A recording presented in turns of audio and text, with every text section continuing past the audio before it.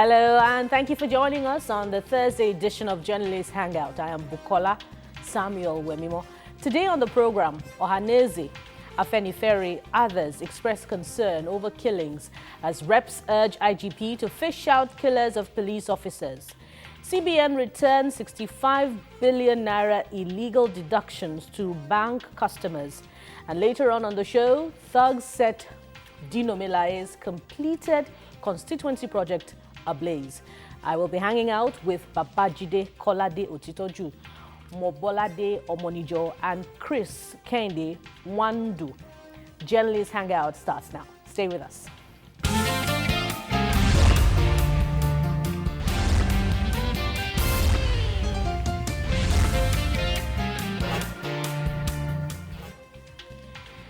Yeah, we're glad you could join us. Now, there's a saying among Yorubas that when elders are in the market, a backed baby does not suffer neck ache. Now, the escalating killings across Nigeria has woken the consciousness of senior citizens. Rising from a summit in Abuja, elder statesmen urged the federal government to do more to stop the incessant killings. More so, when the hunter becomes the hunted, people should be worried. Lawmakers are also raising a voice of reason over killings and the insecurity across the land, especially the killings of security agents. The House of Representatives told the Inspector General of Police to fish out killers of 4 policemen murdered in Sabongida Ora area of Edo State. They said attacks on policemen are becoming a dangerous trend and government must do everything to stem the tide. But first of all, let's start with the call by the ethnic leaders on the government to do something urgently about the killings across the land. Thank you, gentlemen, for joining us. Thank you very much. Julia, I'm going to start with you. How strong is the advocacy by leaders on the Buhari government to end the killings? I think it's very strong. This is a matter of concern to everyone at this time. And you can see that even outside of our country, there is a real concern that the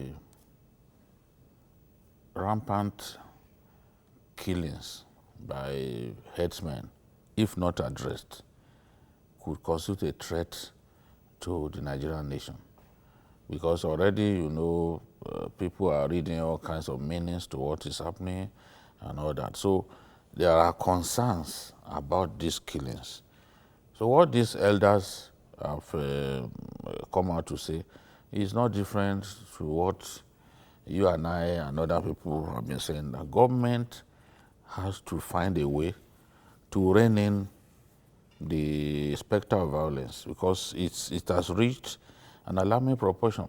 We are not so bothered these days about Boko Haram because the degrading of Boko Haram has limited its capacity to carry out consistent killing campaigns. But what we now have, headsmen have effectively replaced Boko Haram as the ultimate killers of the Nigerian people. So and they shouldn't continue that way. And they are saying that, look, in January 2015, we had 1.5 million IDPs. But in our country today, the number of IDPs has grown from 1.5 million to 4 million. And in my view, that is even a conservative figure. In Benue State, these headsmen, the killer headsmen, as I like to call them, are very similar to Boko Haram in terms of the way they carry out their attacks. When they attack a community, they set ablaze all the schools in the community. More than 300 secondary schools in Benue State have been set ablaze. There are very few local governments in Benue State that these guys have not attacked. Many communities have been totally abandoned. Many communities have been abandoned, taken over by them. Because when people flee for their life, they remain there as if the community belongs to them. So there is genuine concern. And these old men have come out because at the end of the day, Nigeria belongs to every one of us. We may play politics, but after politics, we have to realize that this is our country, a situation in which people kill 120 Nigerians in one location. In one location. In one location is extremely reprehensible. Government shouldn't be allowing this to happen. And that is why they too are calling for complete overhaul of our security architecture.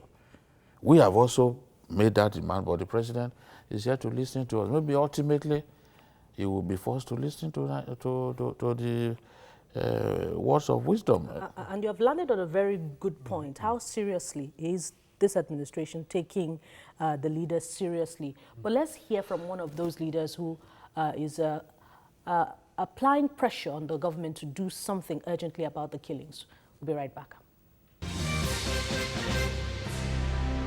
Very important is the security of the nation. It's the security of the nation. This thing, we never knew it would come to the front. 4 days ago, I read there was an attack in Abia, and we have been having similar attacks in Oshun. It's small scale. If we don't address it critically, we don't know what is going to happen in other states. So there's a complication, simply because they have not been able to have any sanction. What we have failed to do to address the issue of killings at very early stage is conviction. A typical Fulani has a superstitious belief about imprisonment. There are only those who know why. They believe that if they are one of their own imprisoned, certain calamity is going to befall the family.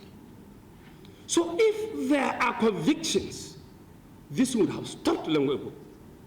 But to go and meet them in the bush, to kill 50 or 100 of them, they didn't bother. They will kill your own 400 later.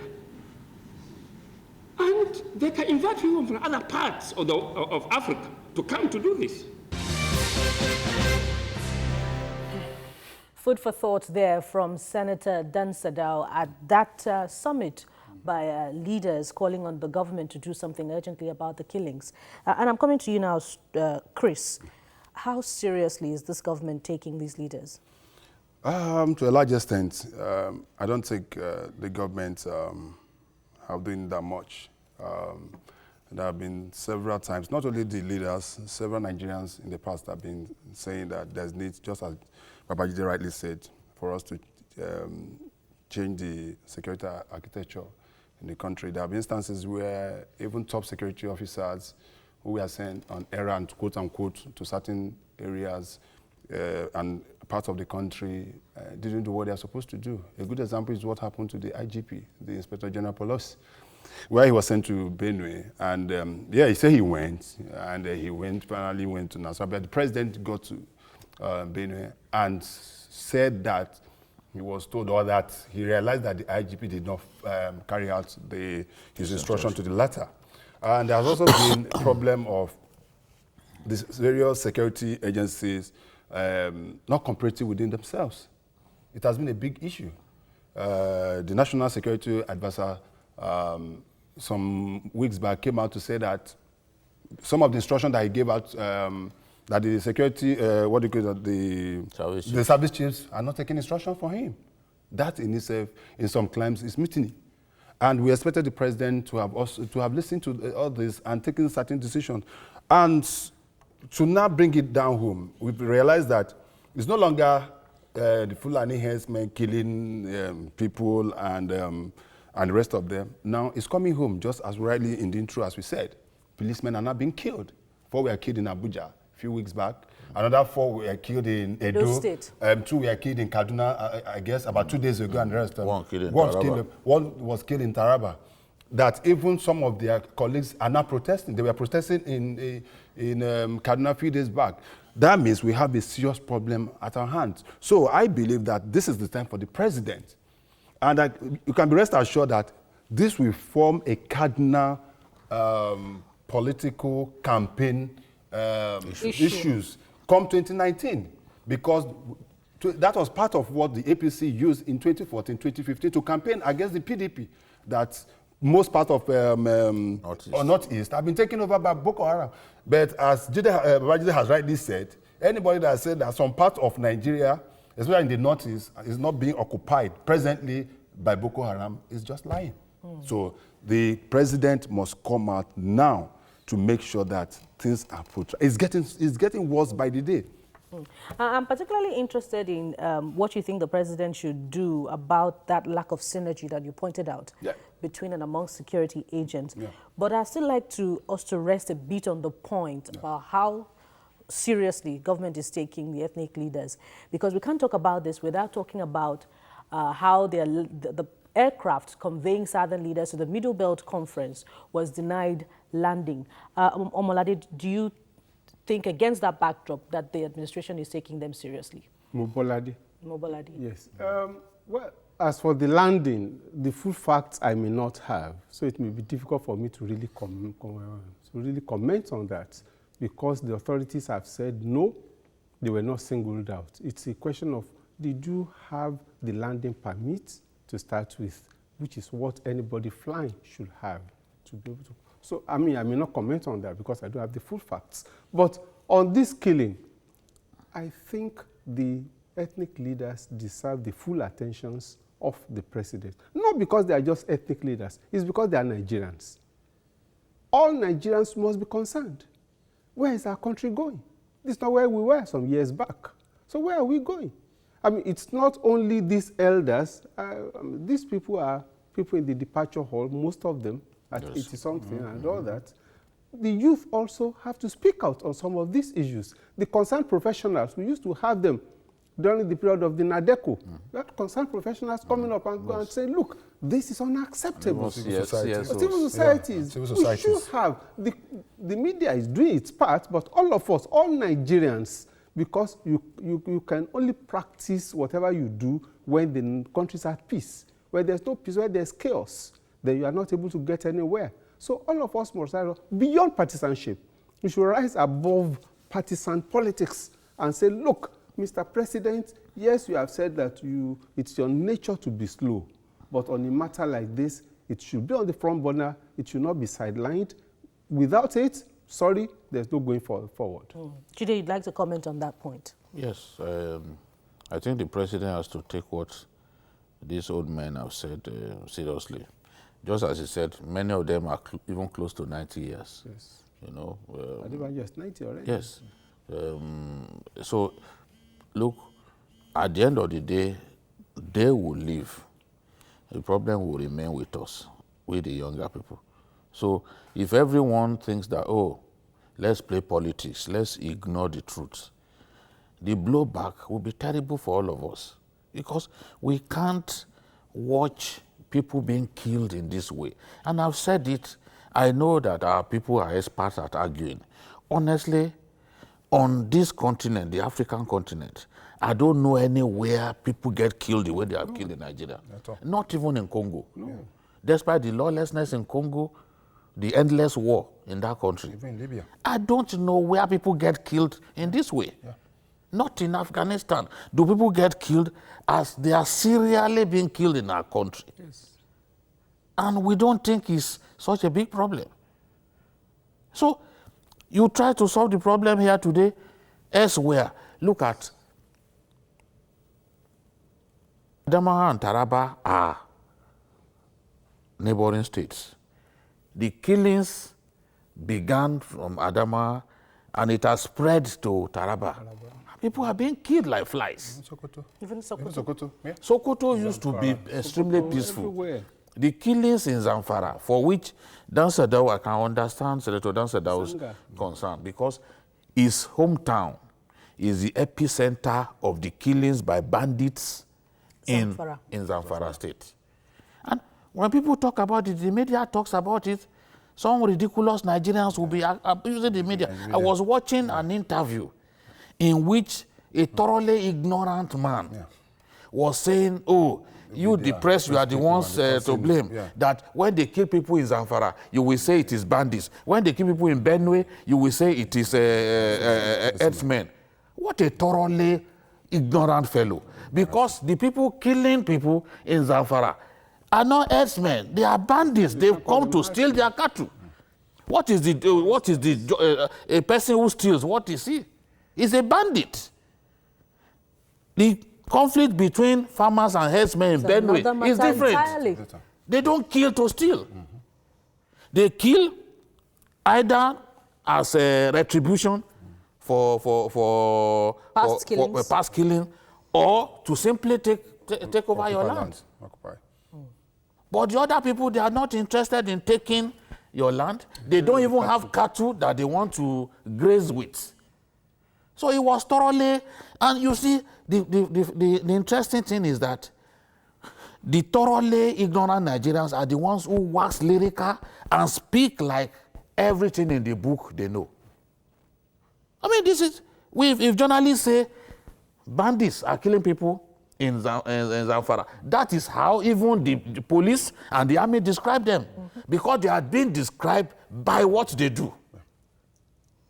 Many people who have never left Lagos, they want to sit down and analyze what happens in Dansabao, in Gangare, and all of those distant northern. Yes. So how can we solve a problem when even the press, as the press tries to highlight this problem so that we can draw the attention of our president to it, some attention-seeking individuals will now be trying to seek the attention of the president and then try to wish away what we are saying, portray us as noisemakers. We are Nigerians concerned about the bloodletting. The bloodletting has not reached my hometown, but I should be concerned. I shouldn't wait until it gets to me. Exactly. Yes. Yeah. I shouldn't wait.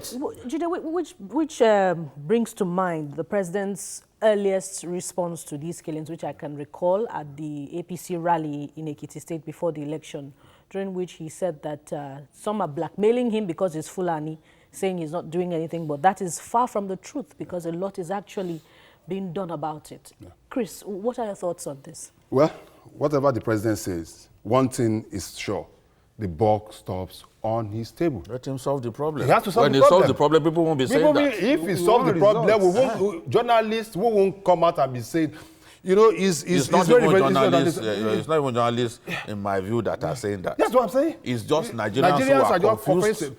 What we are saying is that the president swore to an oath to protect the life and property of all Nigerians, not of any section. Okay? Now, these killings have caused... Now, don't forget, there was a research that was done recently, and it was realized that the herdsmen have killed more people than Boko Haram put together. Yes. Yes. I don't know if you got that report. No, it's a fact. It's a fact. It's a fact. It's a big fact. Boko Haram, the frequency of their killing, the frequency of the killings is the problem. They have killed more than Boko Haram. And they are operating in more states than Boko Haram. Boko Haram was just within the northeast. Now the whole of the north central... It's not even all the states of the northeast. It's just Borno and Yobe and some... But now the whole Adamawa and the rest of them. And a bit of Gombe. But now practically the whole of the north central, except for Kwara probably, but it's happening. They went to Kogi. They've gone to Kogi. They've gone to Kogi. They've been to Nasarawa. They've been to Plateau. They've remained in Benue State. They've gone to Delta. They've gone to Kaduna. We can't forget the Enugu. Then we can. Of course, they tried to make inroad into Ekiti, and the rest of them. And what we are saying that this has to be needed because why we are saying this is that it gets to a point where you push people to, irrespective of anything, they will fight back.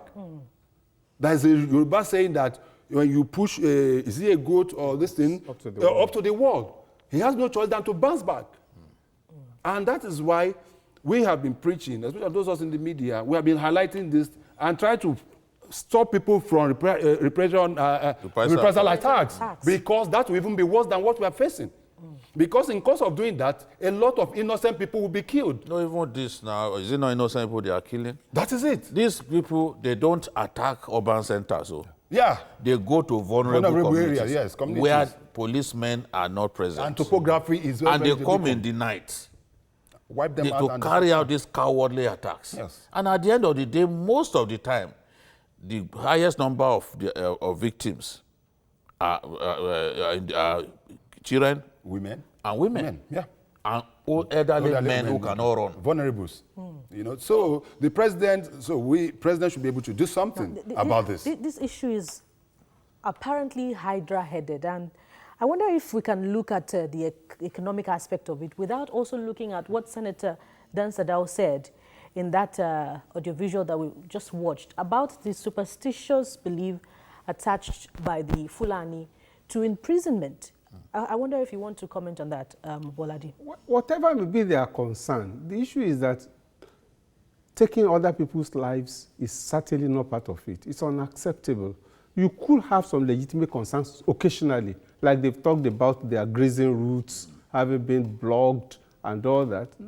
But it's unacceptable that you did not take it on innocent people just anyhow. People are sleeping in their homes, in their villages. People are just eking out a living. And you just go and take out the wives, the children, and everybody that is inside. But if we had more convictions of Fulani, that's what he said. That was the point. Yes, that's what he said. That's the point. Yes, and that's a man. Yeah. If it was me that said it, they'll say you're Yoruba. they'll say, oh, he has come. Oh, he doesn't like the Fulani. Yeah. And I've always said the best friends that I've made, I'm not ashamed to say it, the best friends that I've made are Fulanis. They are in Sokoto, they are in Kebbi, the places in the north where I've worked.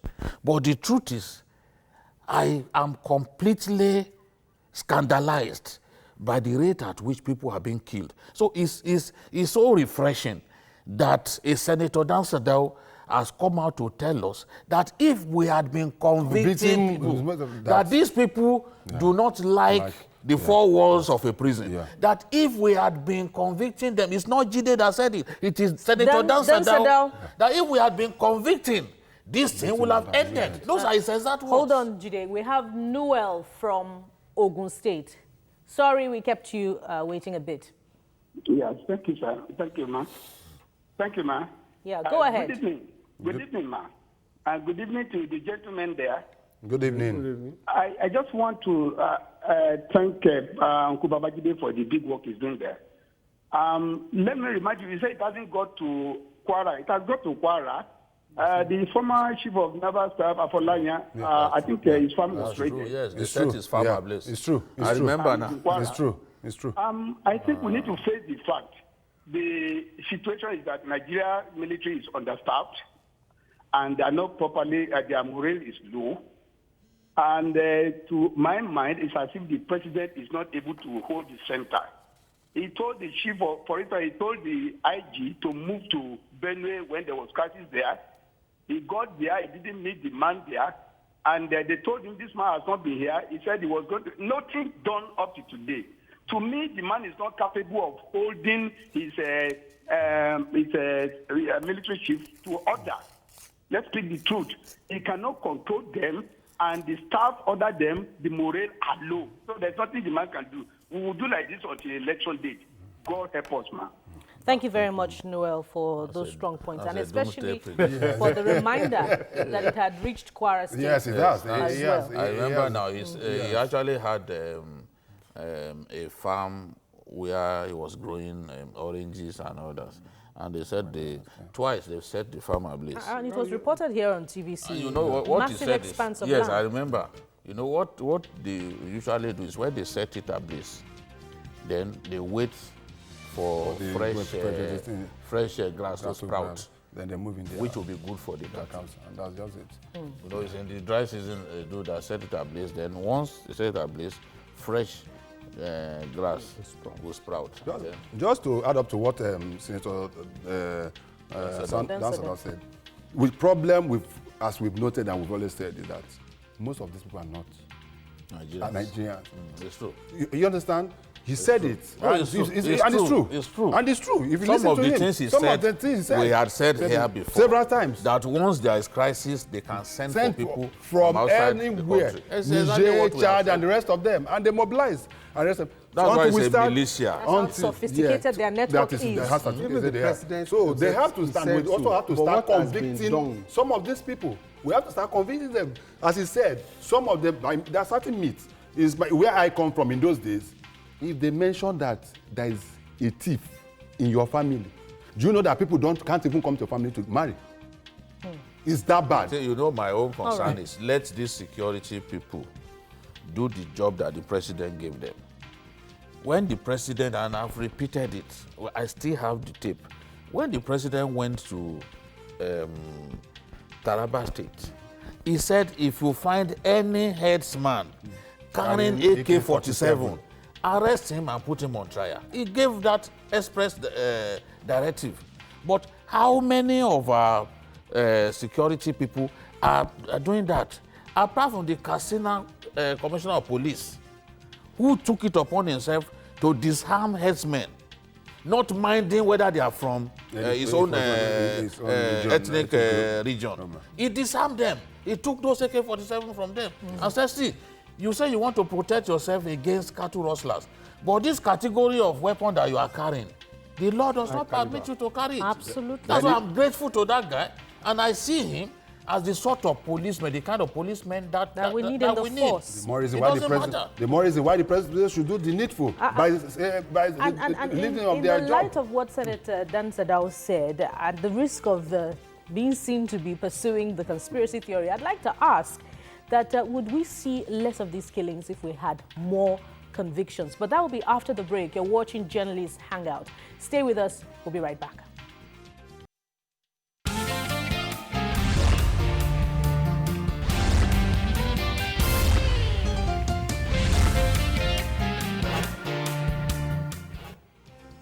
Yes, indeed, it's Journalists Hangout, the groundbreaking program of the year. And if you've just joined us, you've missed quite a lot, but there's a lot more we have to offer you. We've been looking at the call by leaders, from across the geopolitical zones on the Buhari government to do something urgently about the killings, the unchecked killings by herdsmen across the land.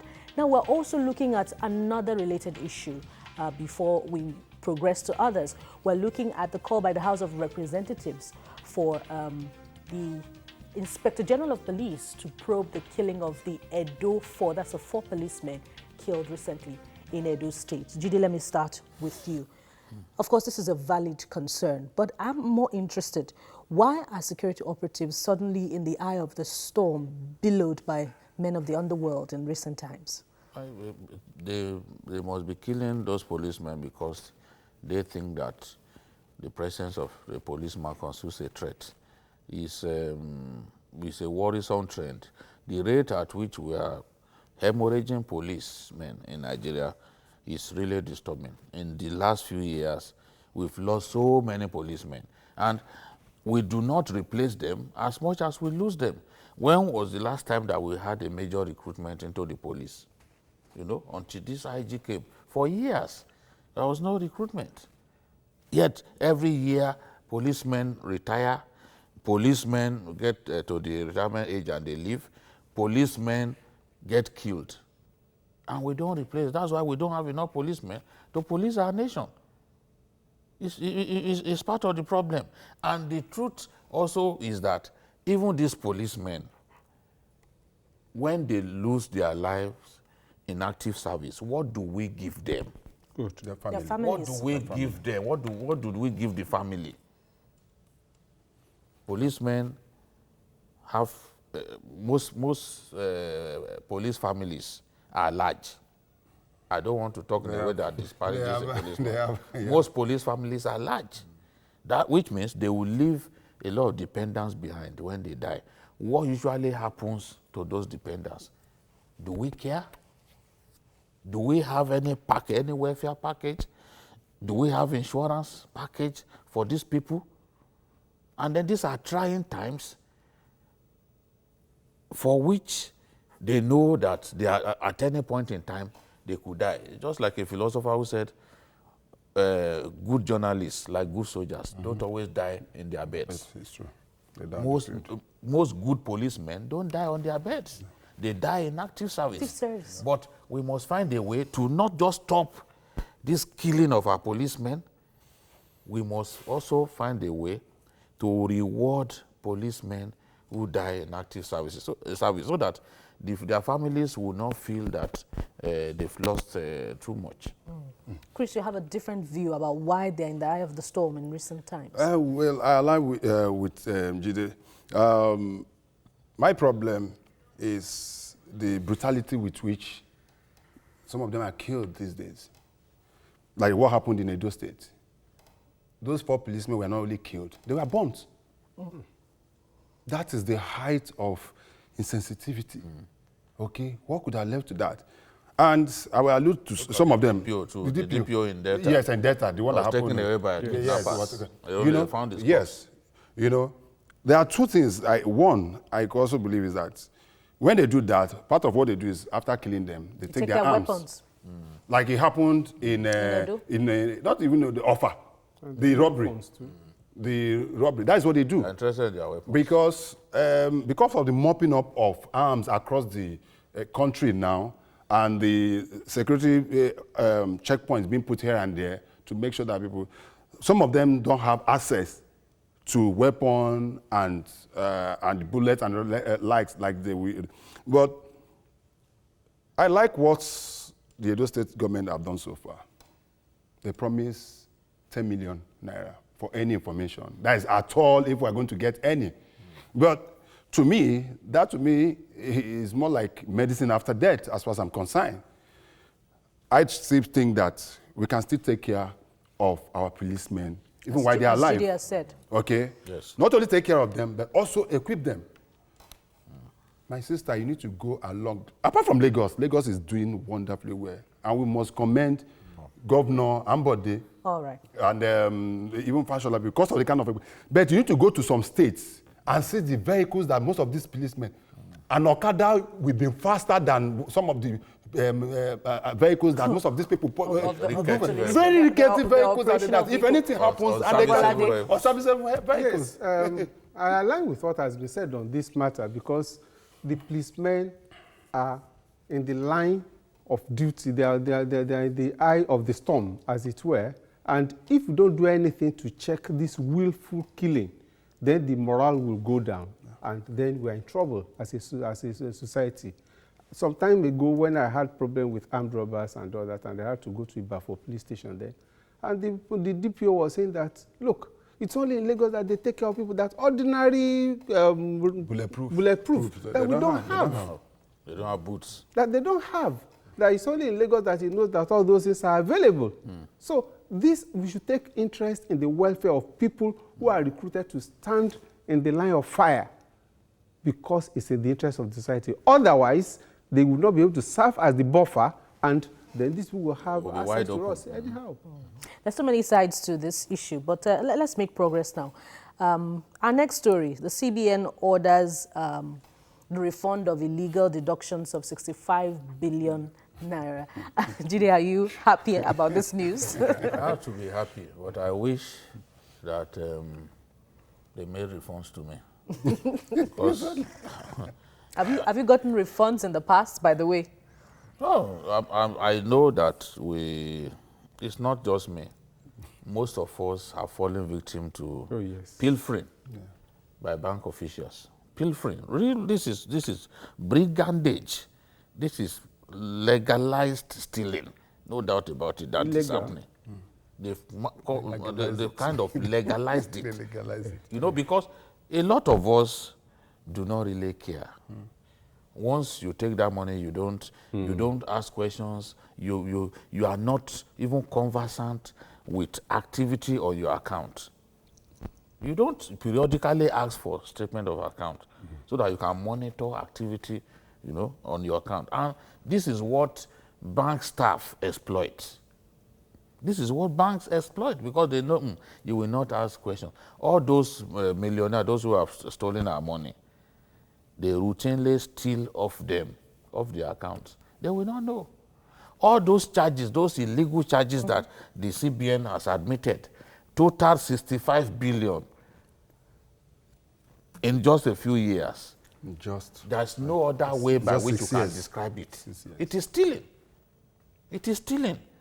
So all they need to do for us now is to tabulate it. Let's see the biggest thief among the banks. Because if they say, okay, we recovered so from this bank, we will know the biggest thief among the banks. But it's a fact now that stealing is alive and well in Nigerian banks.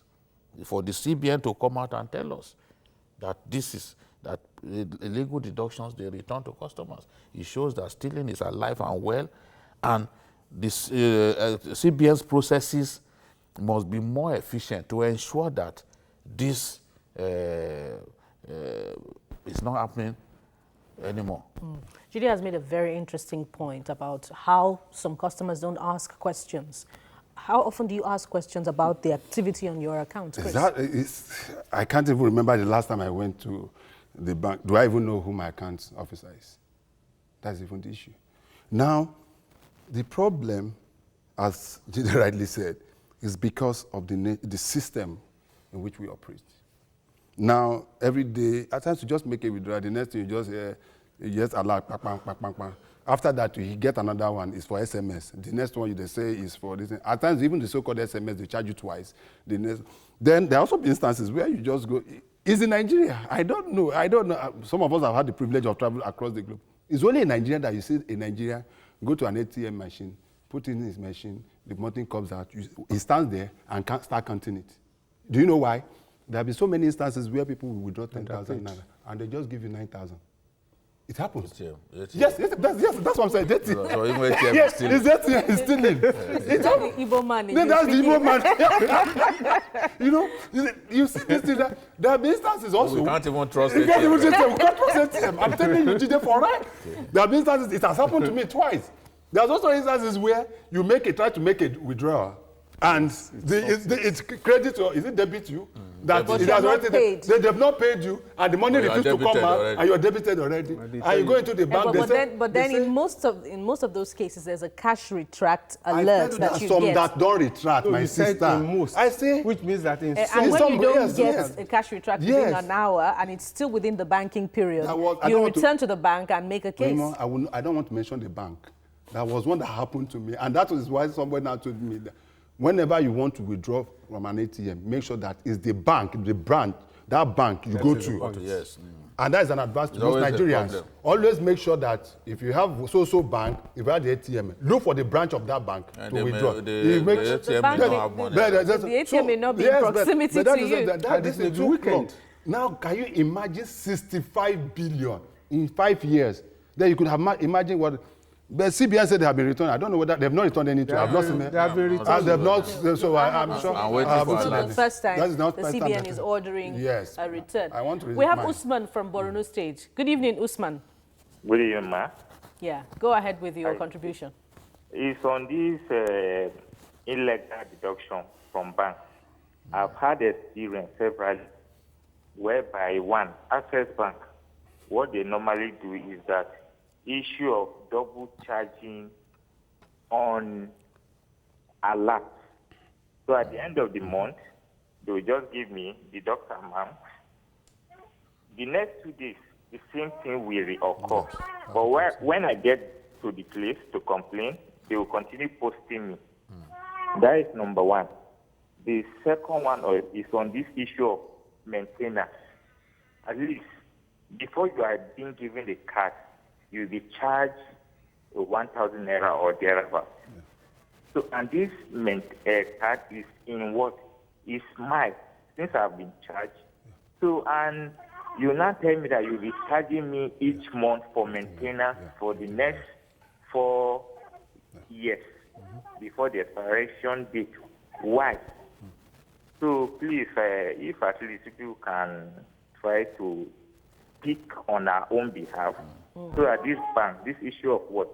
Maintenance, every month deduction is too much. Yeah. That Yeah, is why you're some very people are correct, prefer even keeping their own money at home instead of even taking it Under to their the pillows. Thank you, Usman. Yeah, Usman is very correct, and I have experienced, similar situation, which compelled me to transfer my money upon receiving alert from one account to another. And I've had to ask the bank officials, and they told me that even the bank where your money is going to, they make such deductions, but there is no notification. So do you ask such questions too? Yes, Bobolade? I mean, I've experienced a couple of times, and now I ask questions because I have an account officer. I hang it on him, he's the one to work on it. Then, of course, I will get feedback that way. Otherwise, it just goes unnoticed. Then I know of a company that just, by the way, noticed that something was wrong, and they hired auditor, Forensic. a forensic to look into, and they will recover 20 million naira. Yes. You wouldn't believe it. 20 million naira. It's believable. That could just have gone like Considering that. their customer base. As a friend of mine who is a forensic auditor, he has taken those banks to court and has defeated them many times based on these illegal charges and outright stealing on people's funds. You know, once they make a complaint to him, he will take it over and he will get to the root of it. He will take them to court. He has defeated them a number of times. You know, so this is very rampant. People have to be vigilant. Exactly. Otherwise, somebody will just sit in a bank and be stealing off your sweat. So you have to be vigilant. You have to know what's going on, you know, on your account. You have to ask questions. You must not be too far away from the bank where you opened your account. You need to go there from time to time. If there are issues, you need to bring up those issues with these guys. If they know that you are by nature vigilant, that you are the pestersome, you are the pestersome kind of customer, honestly, they will not want to move near your account. Yes. And even when you do due diligence on your account, the question is, will customers actually get a refund as ordered by the CBN? Yeah, that's the issue. We must rest on this now. The last may not have been heard about the political rivalry in Kogi State. The situation assumed a shameful dimension when suspected thugs destroyed constituency projects set to be inaugurated by the senator representing Kogi West, Dino Melaye, on Wednesday. The hoodlums set ablaze some blocks of classrooms at the Government Girls Secondary School, Serikin Noma, and vandalized that of the LGEA Primary School in Lokogoma, all in Lokoja. Why should this be happening? Jide? Well, it's the kind of government that is in place in my former state. It's not your former state. They are spotted. We didn't know that you are They are spotted. spotted. No, if you are saying you do not know, then you are not correct. As a journalist, I to know, be correct. I know. So, okay, you admit that I'm you know. aware you spotted. Okay, you are now correct. Your sins are forgiven. Okay. The truth is, the kind of leadership that Yaya Bello is providing in Kogi will naturally lend itself to this kind of developments. And this is not the first time. Dino has his issues to the point that sometimes it's extremely difficult to even fight his corner because you are not sure whether he's saying the truth or he's just acting. Playing to the gallery. You know? So, but I'm saying this is not the first time because Senator Ahmed Ogembe, remember, he wanted, there was an event that he called. He wanted to give empowerment stuff to members of his constituency. And thugs were sent to the place to chase away those who had gathered to be part of the event. He chased them away. And he complained on the floor of the Senate that the DPO and the area commander of Okene and the DPO of Adavi Division withdrew policemen that were detailed to provide security at the event. It was after the policemen were withdrawn that hoodlums, miscreants, took over and chased away the people. So the question that Senator Ibn Nala now asked was, okay, if we are saying Dino Melaye is the problem, what has Ahmed Ogembe done? Because I don't think anybody will say he has read a story where Ahmed Ogembe constituted a nuisance, or Ahmed Ogembe abused party leaders, or Ahmed Ogembe even abused the governor of the state. So if they could do that to the senator representing Kogi Central, then I'm not surprised that the senator representing Kogi West has faced the same kind of situation. Look, the violence that is going on in the state, the violence combustion that is going on in Kogi State, the president has to talk to the governor because we are even far away from an election. The election will take place in 2020.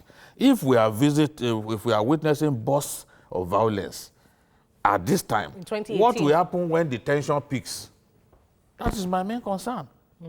So those schools, Dino's children will not go to those schools. No. Yabelo's children will not go to those schools. It's the children of the poor. Kogi State. And it's those schools that people are setting ablaze. It is sheer madness, utter madness. It should not be happening. But at the risk of playing the devil's advocate in the Kogi case, the State Commissioner for Education has come out to condemn the destruction on Dino Melaye's constituency projects, which makes you think that perhaps the state government has nothing to do with it this time. I want Jide to answer this. They may not officially have anything to do with it. Their body language may have a lot to do with it. So, because look, why is it happening? Why is it happening? Have you ever heard that someone in Lagos here, they say when the fish begins to rot, it begins from the head.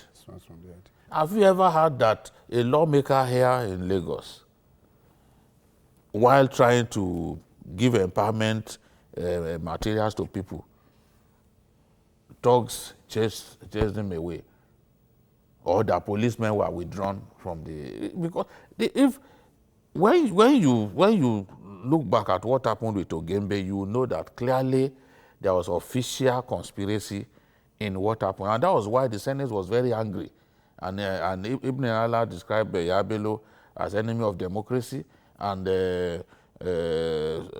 I think the lawmaker from Imo described him as a little Hitler, So it is the kind of leadership that it is the style of leadership in that state that ensures that this kind of things happen. Honestly, there is it can't happen here in Lagos. It can't. Chris. And it can't happen in Katsina. I'm very sure of that.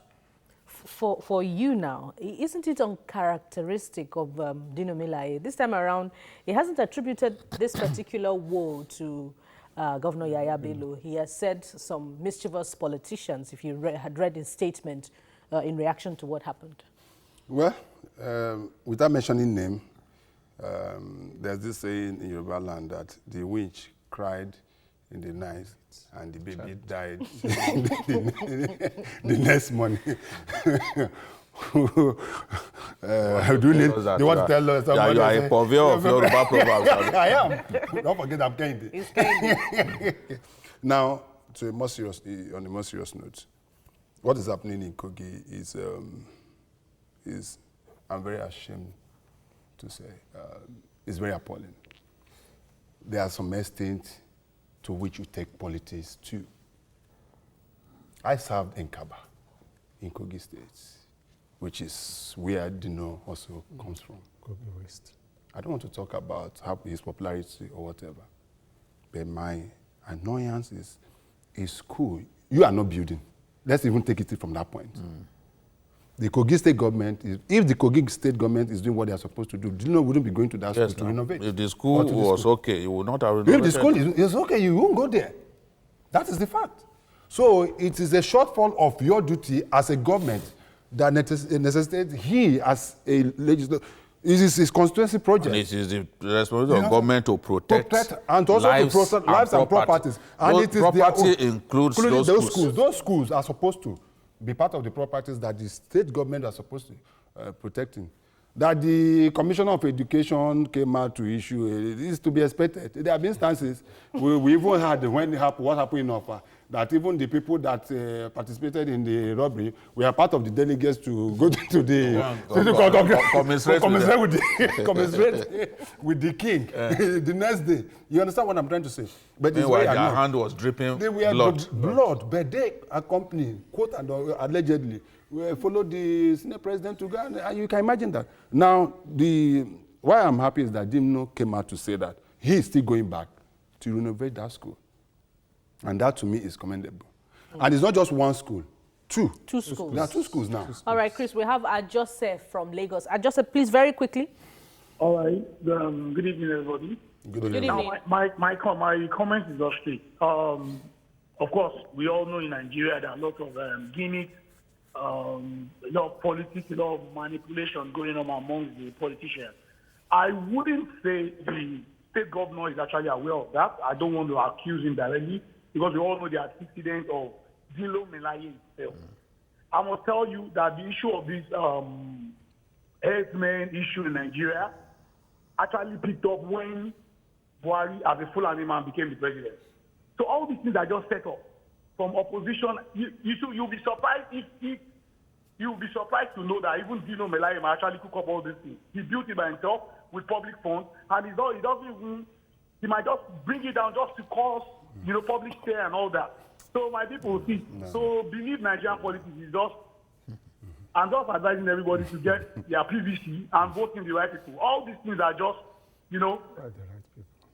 All right, thank you very much. Those right people? Right people. Well, Nigerians will decide for themselves. You also believe it is politics taking too far, or you'd like to? No, it's certainly politics taking too far, and it's unfortunate. It's not new in Nigeria. We've had in the First Republic where you had Operation Wet here. You see people being set ablaze anyhow. In Second Republic, when you had dispute over the 1983 elections, all over the West, for example, especially in Ondo State, you knew a lot of things that happened. So we thought that we were leaving those things behind. We thought that we were getting more mature. We thought that as we move forward, we'll be joining the committee of nations that are refined. But here are we again. We have been drafted back. And for as long as we are there, we will be in the darkness. We will not be able to move into light. And it's unfortunate. We cannot afford to have people burn down projects that are meant for the people. Yes. Anybody who does it is an enemy of the Nigerian state and should be treated as such, irrespective of the party. Partisan politics should never envisage such things. We should not tolerate it. It's unacceptable. Jide, you made a very valid point when you first responded to the Dino Melaye issue about 2020 being a bit far away, which is when the elections will take place. But if we're seeing this now, there will be an election in Kogi State next year. How do you see the election? There will be the other elections. The legislative elections. Yeah. How do you see that turning out in Kogi State? It's going to be tough because from what we are seeing and the aggressive nature of the government that's in place there, honestly, it's going to be tough. I was tempted to laugh when Ajose was saying, Dino will have arranged it. And if Ajose was listening, he will have remembered that I said a particular senator representing Kogi Central also had his events disrupted. So, and that one, nobody knows him. He hardly even talks in the Senate. He does not abuse anybody, yet they didn't allow him to do his empowerment program. So this is what someone like I just said should know. And if it happened to Gembe at that time, so I'm not surprised that it has happened to Dino. So what is the intention of the state government? Is it to ensure that Ogembe and Melaye are not re-elected in 2019? No, to not give them a chance to show what they have done for the people, because this one came on the eve of Dino's inauguration of the project, and of course, they want to do with so much fanfare and all that, which will boost Dino's popularity, because local judge, the state capital, is part of Dino's constituency. So you stop that now, you've not only kicked the can down the road. He is still going to fix that project.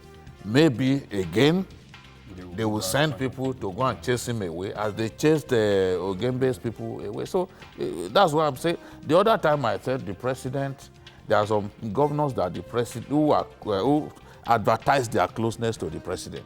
So the president needs to talk to those people because they actually give him a bad name. When a governor publicly mounts the podium and is swearing at people, I mean, it's indecency taken to extreme heights.